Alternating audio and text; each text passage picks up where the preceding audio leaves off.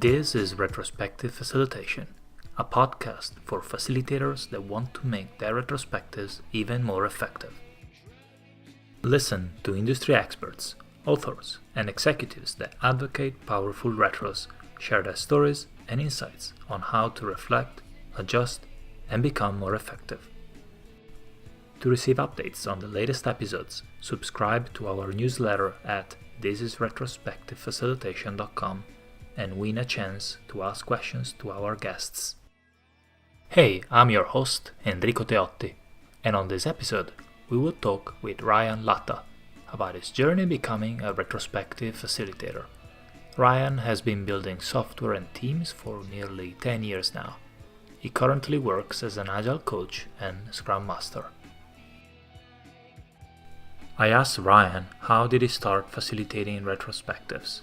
So my background is actually as a software developer.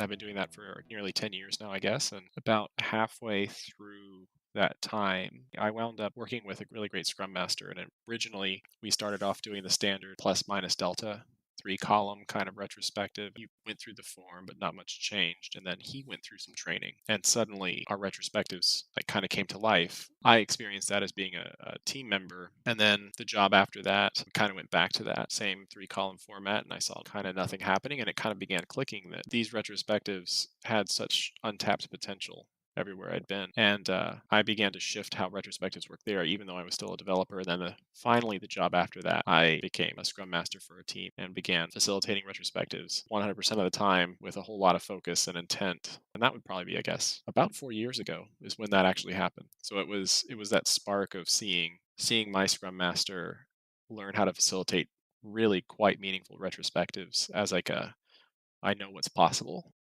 Before my Scrum Master did this training, he would do the 3-column things that went well, things that didn't. What do you want to change? And we would fill it full of stickies, dot vote on the thing we would want to pursue, and then come up with an action item. The standard retrospective that so many people are used to, that's what he did. And not much was changing.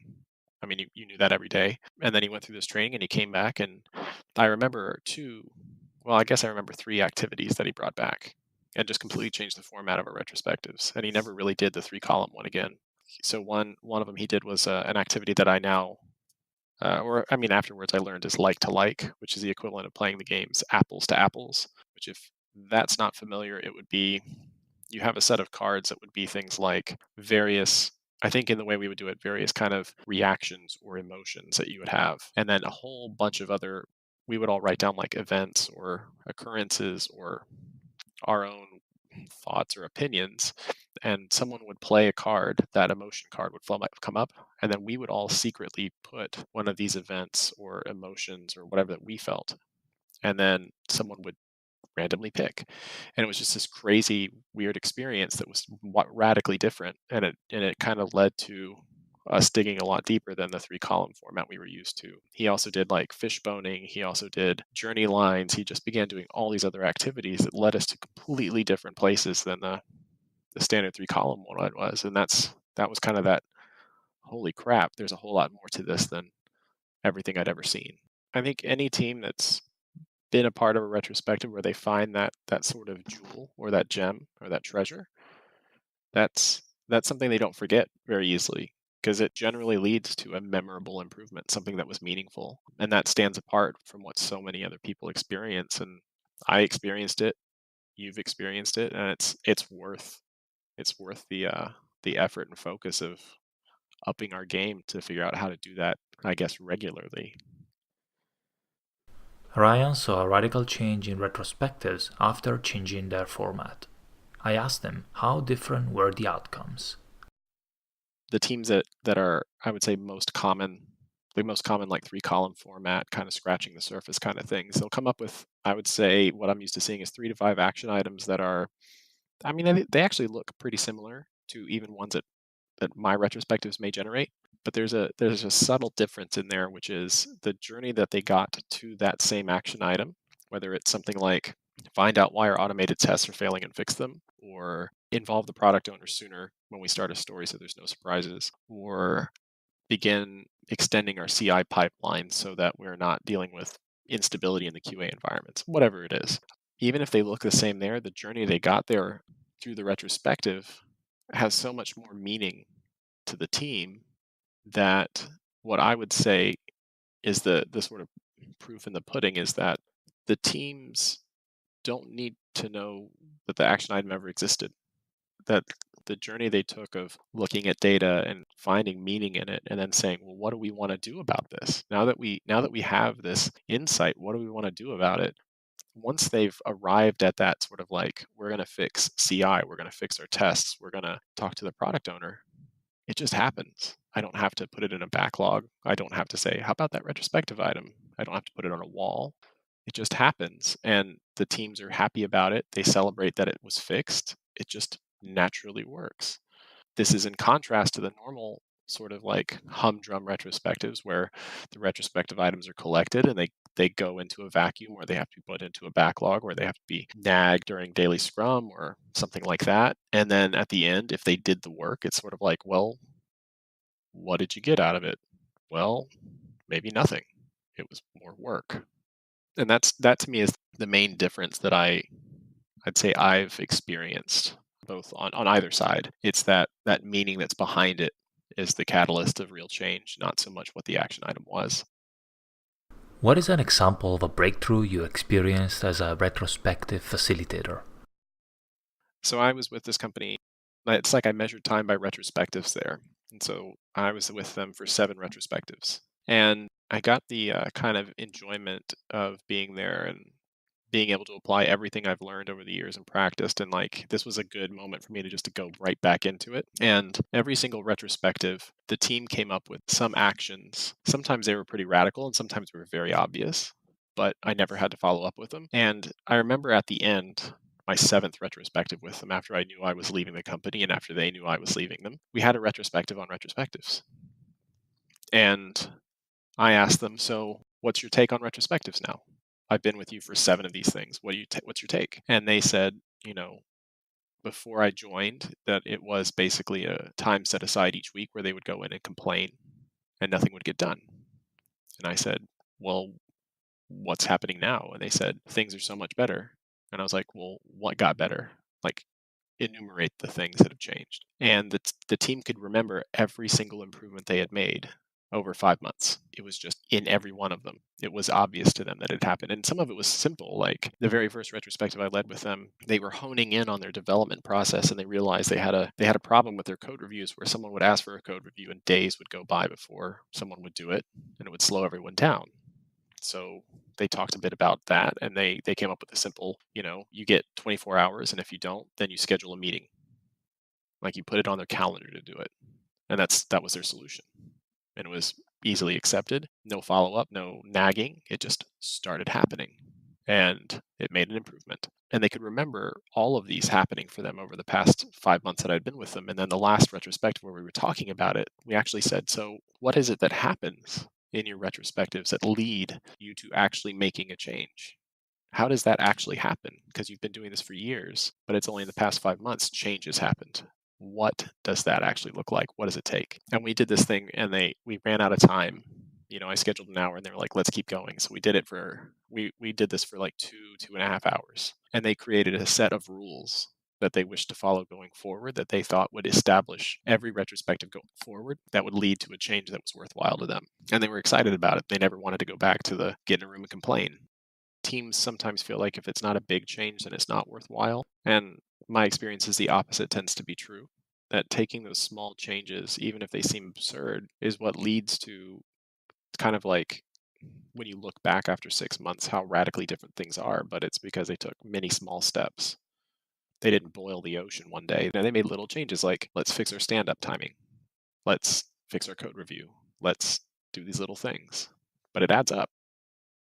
To me, the hinge point that happens in the retrospectives, if you're aware and follow the sort of like 5-step format that's in the Agile Retrospectives book by Esther Derby and Diana Larson, then you've got your generate insights step. And that to me is the hinge point of the retrospective. That's the part that keeps me up at night. That's the part where teams create meaning and say, oh, I get it. I see what this is about. And that's what turns into an action item that's relevant and meaningful to them. And if that step doesn't go right, then I know that whatever comes out of our retrospective is likely going to be a miss. And it freaks me out, but like that to me is the hinge point in my retrospectives. What would you suggest to a new facilitator trying to generate insights? I mean, I have to be honest, like I still to this day don't feel like I have a great handle on that one particular step of the retrospective. And that could be because I build it up so much in my mind. I think in general, what I would say is that for many people that lead retrospectives, there's probably far too much of a hurry to get to an action item. And certainly a retrospective that does not result in any kind of an action or a follow on thing that you need to do isn't going to be great. It's going to be dissatisfying for people. But there tends to be a skip over that step or shortcut it and get straight to coming up with your action items. And I think the first thing I would recommend to anyone facilitating is be intentional about creating time for the team to create meaning out of everything they've been talking about. Whether it's you're just doing a debrief, whether you're doing a structured activity, give time to it at the cost of maybe not having quite as much time for your action item generation. Because if they get a real insight, the action item comes very quick. And just one action item is better than three that no one would do. So I tend to try to say, get as much time in that one area of generating insights as you can first. Don't be in a hurry. And then once you have that time, the things I look for are quality of discussion that's happening. I'm looking for at the beginning a lot of conversation around the lines like, no, that's not right. I see this, or no, what's happening is actually this, and these kind of like really divergent opinions about what they've been seeing. So the way I would maybe describe divergent ideas is when there's many different thoughts or opinions. No consensus. It's just casting the net very wide. Brainstorming is a good example of divergence. It's just anything and everything. And then the act of converging is distilling that down, getting rid of things that are superfluous or not relevant, and creating more and more meaning to the things that remain until we're down to the select few we actually want to invest more in. I'll ask some guiding questions like, okay, so you all saw this. Why do you think that you've come up with something different? Like, how did you all go through the same steps but experience something different? Like, what's happening there? And watch their conversation shift and move and try to converge back down to a fewer set of possibilities that might have a underlying meaning behind it, and then see if they think that that's plausible. I don't need them to agree that it's real, but I need them to think it's plausible. One thing I do in all my retrospectives is I don't ask for a perfect or good or definite. I ask for likely, reasonable, possible instead. And that sort of makes it seem easy to approach ideas that we may not be certain about, to experiment with change. So if we have a plausible insight behind everything, okay, what do you want to do about that? How might you make it a how might you take a step that would lead to an improvement? Not that it will improve, but what might you do? And we go that way. So that's sort of how I kind of approach it, is by watching the conversation after I give it time. How does Ryan focus the group on one topic during a retrospective? This is where things get interesting, right? And this is where I'm going to expose my sort of like lack of comfort with this area. Broadly, like I think what most of us have been taught to do is to theme and group from that moment, right? So they have their columns or their events or their timeline. They have all this unconnected information, and then the standard approach would be to group and theme, bundle them up, and that's sort of creating consolidated meaning. And I think that's valuable, but I don't think it's enough. And so I will often ask them to do it or prioritize, or sometimes do a set of activities that'll be things like where they have to, because that's a divergent moment, right? We've got everything out there and now we need to bring it back down to meaning. So I've even had them do like tournament level brackets where they've come up with all this information, and they choose what they think is the most important thing for us to dig into, and then they'll successively do bracket voting down or anything else. But the main idea is they have all that data, we want to converge down. And honestly, grouping and theming is probably the thing I rely on the most. Like, okay, what's similar, what's not? And I'll actually ask them for alternatives.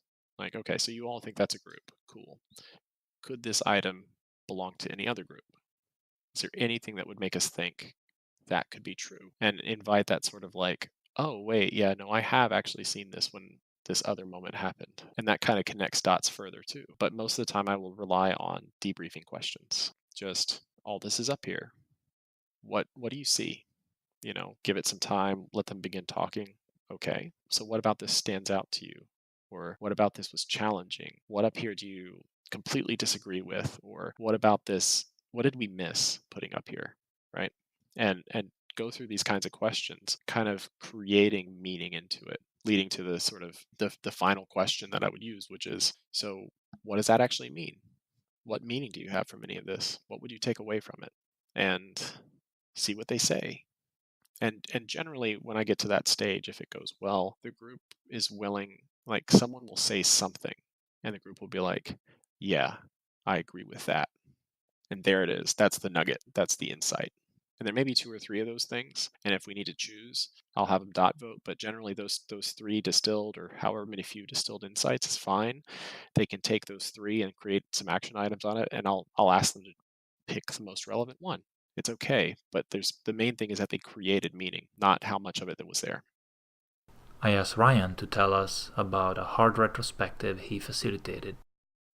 I became a scrum master and facilitated for the first time. So the worst retrospectives I ever ran in my life were were those first few, which isn't surprising, right? Those were my first ones, so they're going to probably be the worst. But what happened was, this was also about the same time I discovered the Agile Retrospectives book and got really serious about this stuff. So I had begun to plan all of the retrospectives very diligently, following the form laid out in the book, set the stage, gather data, generate insights, deciding what to do and close. And I, even in that sort of like, I don't know what I'm doing phase, I knew the group I was with was having, they were not working well together. And that's kind of a understatement. They actively at times seemed to dislike one another. And so me, being even barely aware of that, decided to incorporate the mad sad glad exercise into my retrospective because I understood it was an emotional, that one was keying off some, emotional data. And so I thought, let's just get this out. I had no idea what I had just signed up for by choosing that activity. We go through this activity, and the discussion that happened, the people were dropping F bombs at one another, people were crying. I mean, this was this was absolutely not okay. And I did it. Like I planned this retrospective. I facilitated it. I walked them into this. And it was in that moment where they were, one developer was in tears. The others had said like F you and all this stuff. I realized I have no idea what I'm doing and how I'm going to get out of this. And so, that's there was that moment where all that was happening, they'd gotten kind of all that stuff out, and I was at a loss. I didn't really know what to do. So kind of in a panic, I asked them if they, even after all that hurt, if they believed that everyone was working with good intentions, if everyone was doing the best job they could. And everyone was like, yes, we do believe that. I said, okay. So then is it reasonable at this point to think that all this hurt, it wasn't because we wanted to hurt one another, it was just things didn't go well with our best intentions. Things didn't go well with us doing our best. Something didn't work out. Like, yeah, we agree with that too. And I said, okay. So the big ask is, are we willing to apologize for hurting one another? I'm not asking you to accept the apology, but could we apologize for any hurt we caused one another? And I don't know what's going to happen. And everyone's like, yeah, we'll definitely apologize. And they apologized to one another. Things got significantly better for a few months after that. But I was in way over my head in that one, and I didn't know what to do when it went the way it did. But at the same time, I have to take responsibility because I planned that retrospective to be emotional. I just didn't know what the implications were. And so that gave me a very, very early kind of wake up call as to the role of facilitation and what it takes to be a good facilitator in one of these meetings. I didn't know necessarily what it meant at that time or like what to do about it, but I had immediately under my belt an experience I never wanted anyone to go through again, including myself. I asked Ryan if he went back to that retro with his current knowledge, what advice would he have for himself? So I'm peering into my reflection in my glass of whiskey as I ponder this, but I think honestly, the if I had to go back, I would tell myself that um, one thing that I think a facilitator has to do is know what's walking into the room. They can't be surprised by the people or the facilities or the room structure. None of that could be a surprise to a facilitator. They have to know if they're going to facilitate appropriately. Um, and I would tell myself to pay more attention to what's about to walk into that room and know that there may be a bomb that I hadn't been preparing for or that I was explicitly lighting on fire. I know I wasn't aware, like I hadn't talked to some of these people enough to know kind of these deep-seated issues, to know what was about to walk into the room. And I think that's what I would tell myself is spend more time with them before you really try to go in and meddle with this stuff. Know these people. Ryan says preparation is key for good retrospective facilitation. I asked him how did he improve his preparation. Like when I started, I was all about choosing the activities and making sure the activities made sense together. I didn't pay attention to the me part of that, like what I had to be in the room to facilitate correctly. And so it was sort of this like all about the activities, then all about me, then back to like focusing on activities, and it kind of has been bouncing around. But I think the main thing that I do now, and people are surprised by it even after the 4 or 5 years I've been doing this and all that. I tell people when I'm planning a retrospective for a team, that team, no matter how many retrospectives I run, is worth my consideration, and it's worth me thinking about what's appropriate for them this time, based on everything I've seen, based on everything they've said, what's the right retrospective for this team right now. And there are times when it's a heartbeat retrospective, but I will still spend maybe an hour or two really thinking about what's the right way for this retrospective to be. Who do I need to be? What words would I use? How will I stand? Every detail is something that I would consider because to me, the potential for this team far outweighs my laziness. And that's true to this day. Even if I've dialed into a format that the team really clicks with, I will still give it the time to make sure that it's the right thing for them at that moment. And that's everything about me, what's in my head, what I'm about to say, down to how I'm going to introduce each activity, the materials, every variable I try to plan and account and walk for. Not to say that I need to control it to that level, but that's me being prepared. I'm kind of sort of a maybe an aggressive way of saying it is I'm visualizing the battle I'm about to walk into. I can't control it when I go in, but my head is ready for it. Ryan and I reflected on how retrospective facilitation is a bit like sailing a boat. And the boat metaphor is great, right? Because I think that's more appropriate because the boat's the thing you control, but you can't control the weather that's going to push you in the direction it's going to. You still have to respond to it. You still have to react. You still have to change based on it. But you have the structure and the tools to do it, and that's the key to the preparation. Not so much that they're going to behave the way I want. It's that I'm ready to create the right retrospective for them. I asked Ryan what suggestion he has for a facilitator that holds a manager role. It gets tricky right out of the gate, right? So retrospectives need to be probably one of the most safe spaces for a team so they can say what they want and explore freely. So creating the kind of environment where they can have that is probably going to be paramount for anyone that recognizes that they're in a position of power over the team in some regard. Product owners tend to fit that bill. Managers by definition do. So I would advocate for people who are going to do that.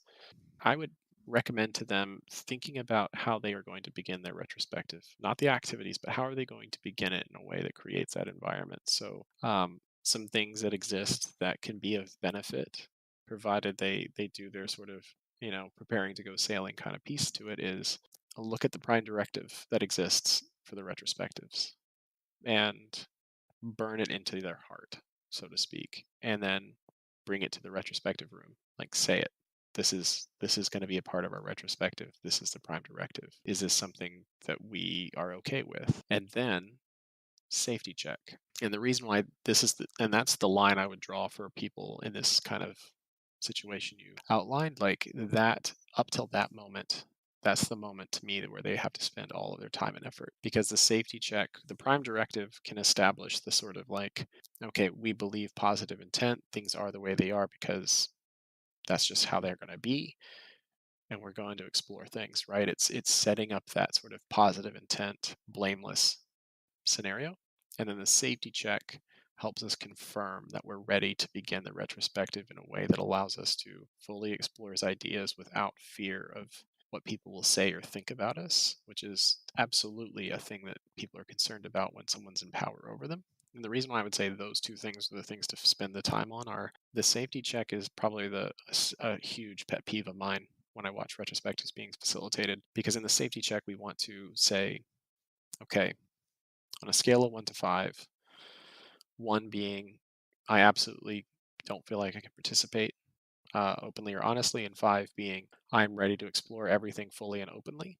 And you have them do this anonymously, like writing down numbers on a card and putting them in a bag so no one can see them and do all that. Everything's typically like 3, 4s, 5s. That's generally support. So we can say, cool. And we can even add on to it and say, what would be even better? What would be a 3 to a 4 or 4 to a 5? You can do that too. But when you see the 1s or 2s, that's when someone has taken some amount of courage to say that they are no longer comfortable. And what I see happen time and time again is the person facilitating the retrospective ignore that, brush it aside, or say, okay, so there's a 1 or a 2. Maybe they can talk afterwards. Let's keep going. Right? Someone said they cannot move forward, and then the facilitator said, we're doing it anyway. That to me that's the moment that one of these people, like a manager or a product owner, can completely change how retrospectives run for their teams, knowing that safety could be jeopardized. If they can facilitate the safety check and in a healthy way navigate the 1 and 2 scenario, then I would say great. They have a safe environment for them to explore ideas. They also have the classic, oh, everything's outside of our control problem. They've got a manager, they've got a product owner, someone with hooks into the greater organization to go fix things. Awesome for that. But that would be where I'd say, I don't care what activities you want until you can do those 2 things. At the start of a retrospective, during Set the Stage, you can run activities to anonymously collect how safe or unsafe people feel. Ryan describes how he handles a retrospective with a room full of people feeling unsafe. To me is terrifying. To this day, it terrifies me. Thankfully, it rarely happens to me. Here's the trick with it. So to me, it's I take the position that someone they've taken the courage to throw that I'm not ready, and I assume they don't have any more to give. I assume that was their last gasp. It doesn't really set me up to succeed, but that's the position I take. So then my retrospective is dead. It's gone. And the question now becomes, is there a way for us to allow this person to say what they need in a way that's okay for them, that we can respect and respond to, and continue the retrospective, which is a huge ask, or we bail. We just cancel it. I've had to cancel retrospectives for other reasons, like because a manager that I knew the team was no longer safe with walked into the room. I've had to cancel them for those reasons. But the 1s and 2s, what I say typically will happen for me is the 1 or 2 comes out, and then I basically go into a fully anonymous mode of facilitation where I will basically ask the question. And again, I have everyone work anonymously from this point forward, which is I'll ask the question like, okay, so let's everyone put ourselves in the position that we feel like we cannot contribute to this retrospective without feeling like it's going to come back to us or whatever it is. What do you think has to change for that to be different? What is it? And I have them brainstorm ideas, and I collect them anonymously, and I'll put them all up, and I'll do it. That's how I'll begin the retrospective. It's on that. It's what's killing our safety. But I do it absolutely anonymously from that point forward. So that even includes things like dot voting. It's done anonymously. So everything they put up, I'll put a number by it. Then I'll have them. What what numbers are you voting on, and put the stickies in, and I'll do it that way. So no one ever sees how anyone is ever voting or anything else. And at the end, I'll ask the questions like, okay, so if we could make this change here and now, what do we think that we would be able to continue with the retrospective? And then we'll do another like kind of anonymous vote. And if I can get to that yes there and I can make the change, then we can continue. If we can't, I kill it and then I consider it an impediment to the team and I'll begin to deal with it differently. But for me, it's like a completely different, like the retrospective is over at that moment. And now I have to take this other branch. What does Ryan think about rotating retrospective facilitators? Ideally, I don't care who does these things, just like I don't care who writes code on a team. If you want to put someone who's never written code before in front of a keyboard, go ahead. So I think, yes, you can rotate facilitators, but that's usually done because people don't acknowledge that facilitation is a skill and retrospectives are a burden. I try to demonstrate the alternative that retrospectives are, it's actually worth the time and the investment. And once that happens, the conversation around rotating facilitators never happens. The question around can we shorten this goes away. And that's usually the symptom I see it as. But if I have a really strong team and they're interested in it, then and they want to try it, I'll rotate them in and I'll pair with them or mentor them and get them into the mix. Like that's fine. It's not it's not that because I have more experience, always have to do it. It's if you got the desire and the passion and you want to learn, then we'll figure out how to make it happen. But the symptom of it being a burden on the team, that's shortening retrospectives and rotating facilitators. I generally won't try to endorse that because it's just kind of someone's going to have to pay the price, and everyone does in that case to me. Having managers and stakeholders attend the team retrospective can be a hot topic. How does Ryan handle that? Team has to give permission to do so first. Stakeholders have asked, managers have asked. I think everywhere I've ever been, they've wanted to see retrospectives, and I make my position completely clear that that is time and space for the team to explore ideas openly and freely. And if they are comfortable with you in the room, I will let you know. And otherwise, if you try to show up, I will cancel the retrospective and do it in secret. Like that's my conversation with people. And I'd say after this sort of like first contact kind of with teams and after we establish kind of healthy retrospectives and we establish some of that stuff, I kind of think of the team as having gone through a bit of some training, and they have the sort of resilience and the strength as a team to accept that kind of volatility in, and eventually they will allow them in because there is benefit, because they can speak to the issues outside of their team impeding them, and they know they can deal with it. So I always give them the option, but until they say yes, that door is closed. I asked Ryan what is the unique skill set or superpower that makes him a successful facilitator. I kind of was lucky in a number of experiences that I had that were profound in the teams that I worked with, and I won't say all the retrospectives. Like I certainly highlighted the one Scrum Master I had, um, but I knew I knew the potential existed. I had seen tastes and glimmers of it, and to me that was always enough to sustain me in reinventing and changing any and all aspects of how I thought and acted about these things to get closer to it. And I still feel completely mediocre about it, but when I compare myself probably unjustly against other things that I see, I know I've come worlds, but that's kind of it. It's I've been every now and then I'm lucky enough to have someone that I've worked with in retrospectives or coached, and they'll say something to me that I don't know how to deal with to this day, which is they'll say working with you is the best experience of my career, and I have no idea what to do with that, but it tells me that the potential's there, right? That all this stuff can work and be more than about our job, and that's a that's a very nourishing piece of feedback that keeps me going. And I've since then developed all kinds of weird tools and kind of coaching questions in my head. And my head is a hellscape of weird things that happen all the time. one of the things that I have in my head at all times is a question that runs through it, which is, if I'm wrong, what does that say about me? And that keeps me in check from, in a sense, thinking far too highly of myself or believing that I'm right about a situation where I could be devastatingly wrong. And that question plays through my mind. And I learned that question because I was getting this kind of early feedback and I saw the potential and I came across it and it went into my toolbox and it kept spurring me forward as this sort of like, I know more is out there and it's worth chasing it. What are some resources he recommends to retrospective facilitators? The one I would recommend to anyone first and foremost is Agile Retrospectives by Diana Larson and Esther Derby.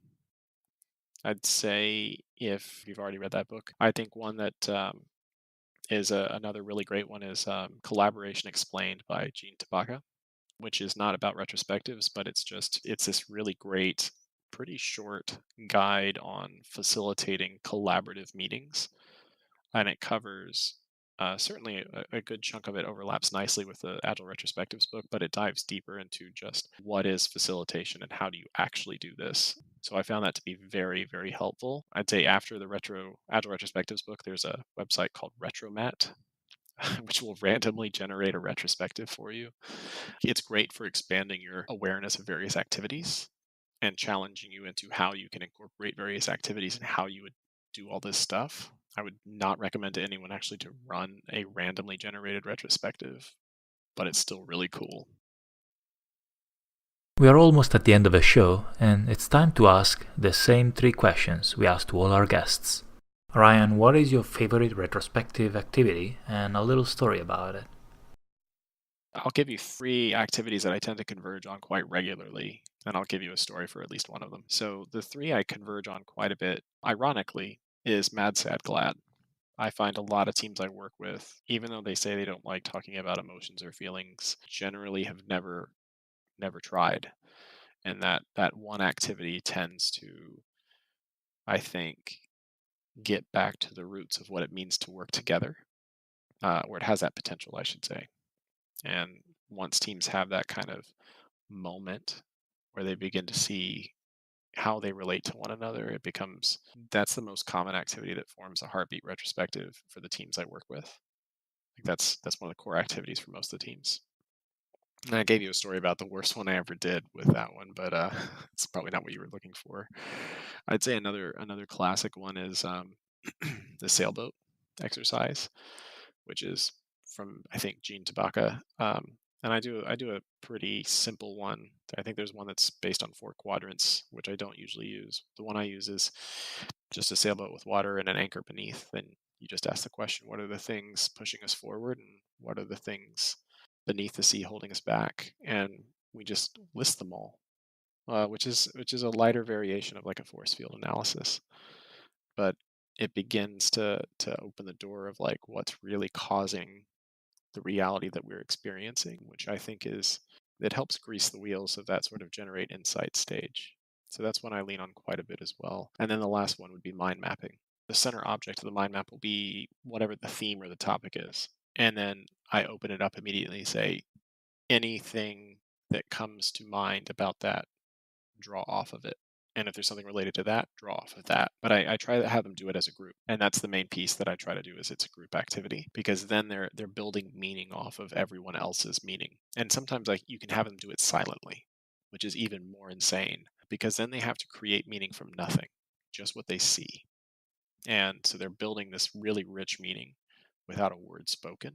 And then when you debrief on it, it's just this sort of unveiling of this stuff that had happened in 5 minutes, and it's can be pretty cool. Typically, I will debrief after any activity that took more than, well, I'd say any activity that was meant to be divergent. The debriefing for me typically happens as generating insights. I'd say if I plan another activity that's going to be kind of meaty and potentially create a lot of meaning, then I'll debrief as a part of that as well. Ryan, what is one book that you are reading right now? I'm actually really bad about this, but I bounce between books more than I should. So one book that I know I just started was The 7 Habits of Highly Effective People. I was also bouncing between that and Thinking Fast and Thinking Slow, which is I think people should read it, but holy crap, does that just ruin my mind? I recently reread The Martian by Andy Weir. Ryan, what is your favorite dish? My favorite dish. Um, I actually recently switched to being vegan, so everything I eat is completely different than what I'm used to. I'd say the thing that I've been making that's been tacos that are just full of veggies, which sounds totally boring, but you can add a lot of seasoning and spice, and it's pretty good.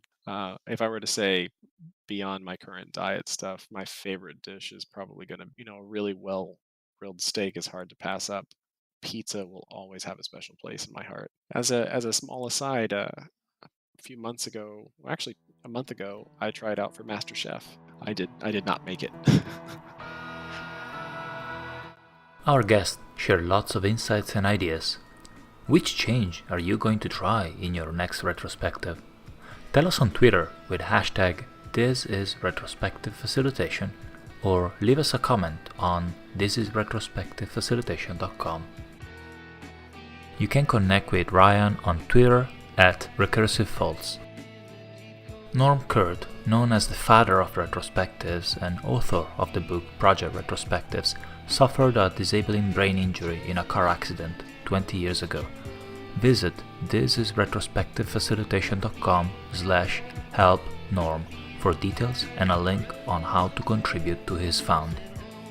Thank you for listening. This is Enrico Teotti. Till next time.